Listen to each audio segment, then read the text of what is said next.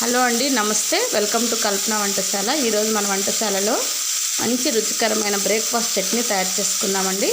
అది మన ఎప్పుడు ఇంట్లో ఉండే ఉల్లిపాయలు అలాగే టమోటాతో మంచి రుచికరమైన పచ్చడి.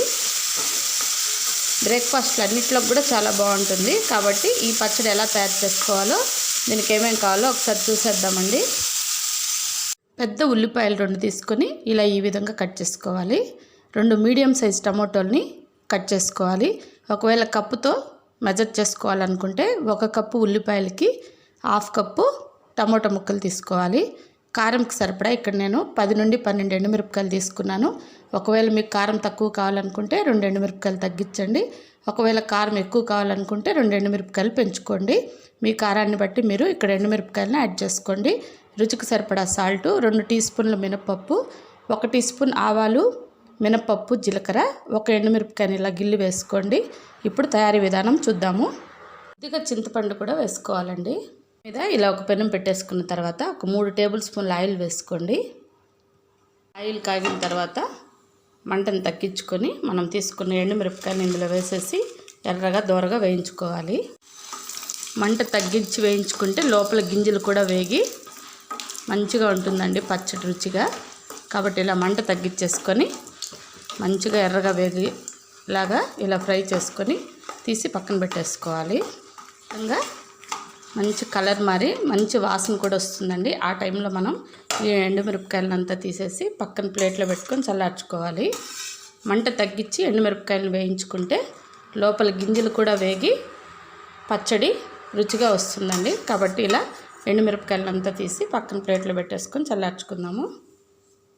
ఇప్పుడు ఇదే ఆయిల్లో మనం తీసుకున్న 2 టీ స్పూన్ల మినపప్పును వేసి వేయించుకుందాము. ఇది కూడా సన్న మంట మీద మంచి కలర్ వచ్చి మంచి వాసన వస్తుందండి. అంతవరకు ఇలాగే వేయించుకోవాలి. మంచి కమ్మని వాసన వస్తుందండి. అలాగే మినపప్పు కలర్ కూడా మంచిగా ఎర్రగా వచ్చింది. ఈ టైంలో మనం కట్ చేసుకున్న ఉల్లిపాయ ముక్కల్ని వేసేసుకోవాలి.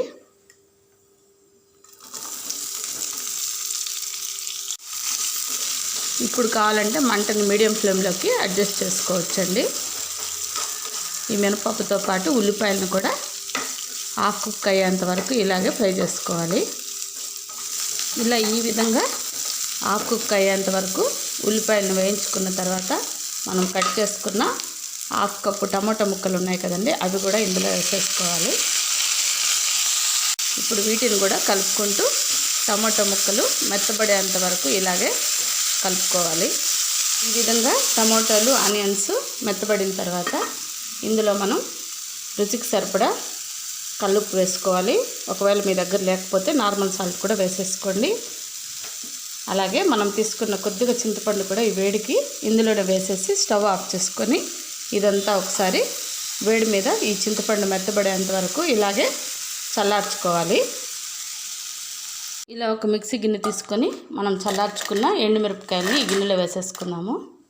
ఈ ఎండుమిరపకాయలు మాత్రం ఒకసారి మిక్సీ తిప్పేసుకున్న తర్వాత టమోటో, ఆనియన్స్ని కూడా వేసుకోవచ్చండి. లేదంటే బ్రేక్ఫాస్ట్లోకే కాబట్టి కొంచెం మెత్తగా ఉన్నా పర్వాలేదు. కాబట్టి మనం ఒకేసారి కూడా వీటన్నిటిని వేసేసుకొని అవసరం అనుకుంటే కొద్దిగా వాటర్ వేసి దీన్ని మనం గ్రైండ్ చేసేసుకోవాలి. నేను ఒకేసారి వేసేసుకుంటున్నానండి. ఇలా మనం వేయించుకున్న మినపప్పు, ఆనియన్స్, టమోటాలు, కొద్దిగా చింతపండు అన్నీ కలిపి మనం దీన్ని మెత్తగా పేస్ట్ చేసేసుకోవాలి. నేను ఇక్కడ వాటర్ అస్సలు వేయలేదండి. వేయకుండానే మనకి ఈ విధంగా అంతా మెత్తగా గ్రైండ్ అయిపోయింది. గ్రైండ్ చేసుకున్న తర్వాత మనం తిరగబాత పెట్టుకోవాలండి. దీనికి ఒక 2 టేబుల్ స్పూన్ల ఆయిల్ వేసుకుందాము. ఆయిల్ కాగిన తర్వాత మనం తీసుకున్న పోపు గింజలు ఇందులో వేసేసుకుందాము. కొద్దిగా ఆవాలు ఎక్కువ వేసుకోండి. ఈ పచ్చడిలో పంటికి తగులుతూ భలే టేస్ట్ ఉంటుంది.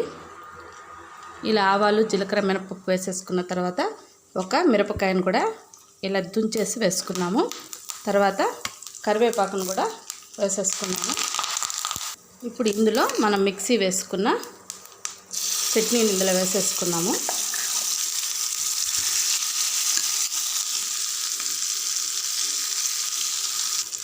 తర్వాత మనం పచ్చడి వేసుకున్న గ్రైండర్ గిన్నెలో కొద్దిగా వాటర్ కలిపేసుకుని ఆ వాటర్ కూడా ఇందులో వేసుకున్నాము.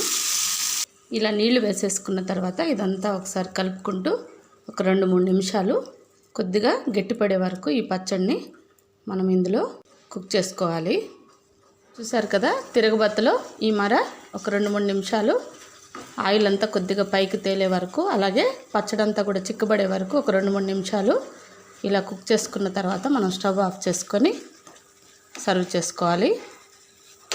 ఇలా ఈ విధంగా ఉంటే చాలండి. మరీ పల్చగా ఉండకుండా, అలా అని మరీ గట్టిగా ఉండకుండా, ఇలా ఈ విధంగా ఉన్నప్పుడు మనం స్టవ్ ఆఫ్ చేసుకోవాలి.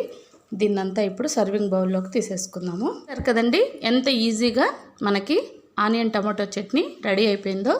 హ్యాపీగా మీరు ఇలా ఈజీగా తయారు చేసుకొని మీకు నచ్చిన ఇడ్లీ, దోశ, పూరి, చపాతీలోకి ఎందులోకైనా హ్యాపీగా తినొచ్చండి. చాలా బాగుంటుంది. ఒకసారి మీరు ట్రై చేసి మీకు ఎలా కుదిరిందో మా కామెంట్ సెక్షన్లో మెసేజ్ చేయండి. ఓకే అండి, మా ఈ రెసిపీ మీకు నచ్చినట్లయితే లైక్ చేసి, షేర్ చేసి, అలాగే తప్పకుండా సబ్స్క్రైబ్ చేసుకొని పక్కనే ఉన్న బెల్ ఐకాన్ని ప్రెస్ చేయండి. అలా ప్రెస్ చేయడం వల్ల మా ఫర్దర్ వీడియోస్ అన్నీ కూడా మీకు వెంటనే నోటిఫికేషన్ ద్వారా అందుతాయి.